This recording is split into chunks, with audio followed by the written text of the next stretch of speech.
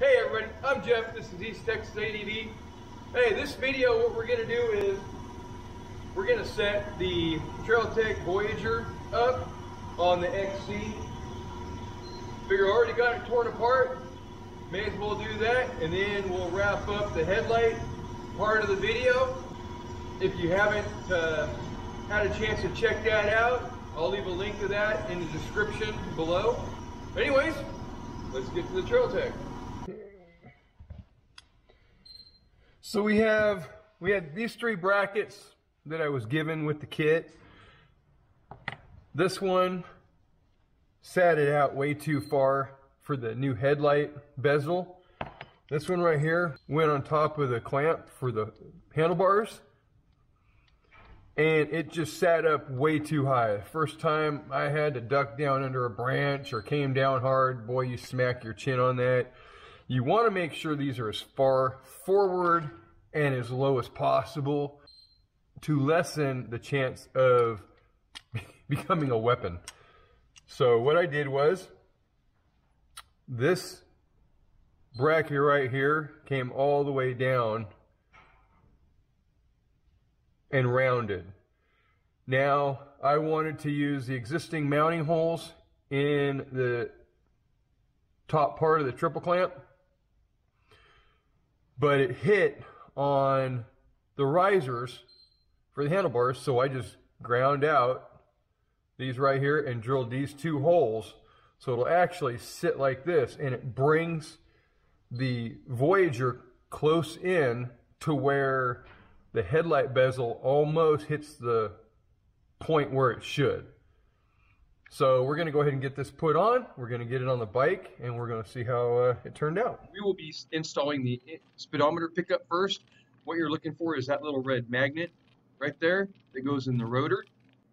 Okay, next I'm going to show you really quickly here how I routed the wire for the power for the Voyager.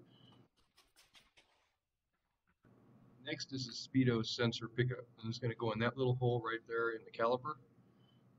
This is your speed sensor pickup with the pickup lead. I'm going to go ahead and screw it in this little hole. Now, a word of advice, wrap this in Teflon before you put it in. That way there's no chance of grounding out and not working. Go ahead and snug it up with your wrench. Make sure it's good and secured. Go ahead and plug it into your lead. Run the lead up along your fork tube. Like I said, I use the existing wires that are there. In this case, it's going to be the hydraulic line for the front brake. Go ahead and zip tie it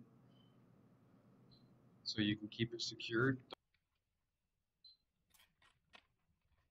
Don't be afraid to use too many zip ties. You can't.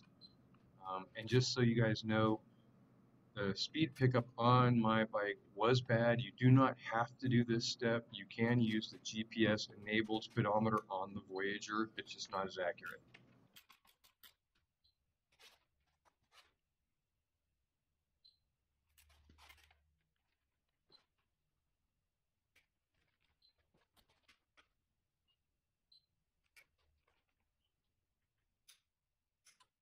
Now, guys, girls, this part is not as easy as it looks. You're going to want to find the little magnet and the little C-clip right here. And this C-clip is going to go around this magnet in the slot. So you're going to insert the magnet into the hole in the rotor. Okay. Now you're going to put this little C-clamp on the back side of that magnet to hold it in. Use these special pliers to spread this C-clip out. So what you do is when you squeeze the pliers, it actually spreads the C-clamp out. You slide it on. Now make sure that C-clamp is seated in that groove. You don't want to lose this thing. If you struggle with this thing, it might just be easier to take the wheel off. Next, you're going to take the RPM pickup lead. You're going to take the red wire and you're going to wrap it firmly around your spark plug wire, probably 7-8 times. So you get a good tight seal around it, and then you're going to go ahead and tuck the wire, the loose wire inside of it. Run this wire again like I usually do. I go ahead and follow existing wiring looms. Go ahead and zip tie it up so it can't move. Cut off the zip ties, and you're done with this step. Next, we're going to do the temperature gauge pickup. You got your end right here that goes in between the fins on the radiator. This may take some work to get in there. It is a relatively tight fit. If you have to tap it in with something, go ahead, but just be careful not to damage any.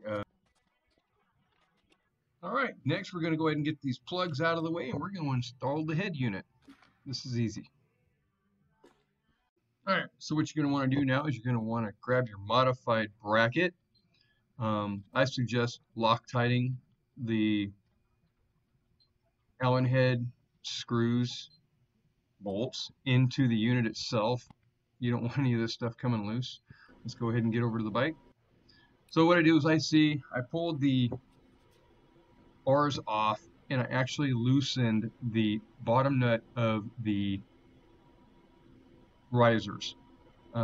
This right here, the F5 fuel injection light, you're going to want to move that so that you can see it when the Voyager is installed. I'll show you how to do that a little bit later. Again, I'm using the existing holes in the upper part of the triple clamp. I believe these bolts are an M5 and they are an Allen head. So you want to use your Loctite again, secure them pretty tight, get them snugged up. You don't want this coming loose. Okay, next you're going to roll your bars back forward, check and make sure everything fits properly. Now, this is real important. Make sure that brake hose has plenty of play for when your fork's extended. Next, we're going to go ahead and re-secure the risers to the top triple clamp.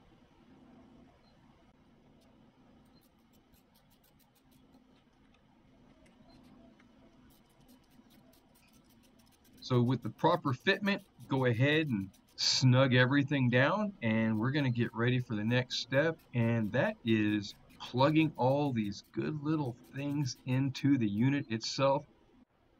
All right, now we get to play with the spaghetti. Guys, it's not really that bad. Everything is pretty much plug and play.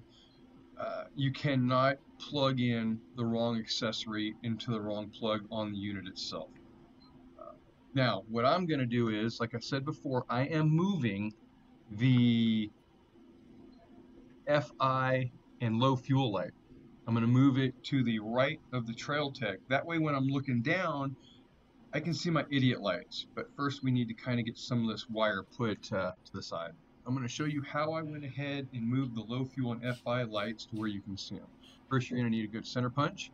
You're going to take the bracket with the lights in it. You're going to place it about where you want it so you can see the lights. You're going to center pinch it pretty good. I usually do 2 or 3 punches. Now, you can use a pilot bit as I did in this step, but you will end up using a 3/16 drill bit. Like I said, I ended up using a 3/16 and I used the tap of an M7x1 to match the bolt that goes in this thing stock.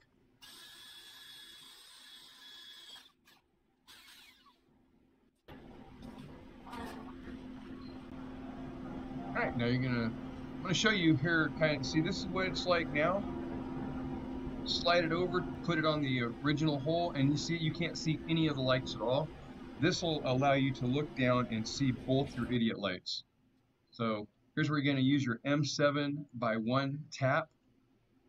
Careful with that honeycomb section on the back side of the upper triple clamp.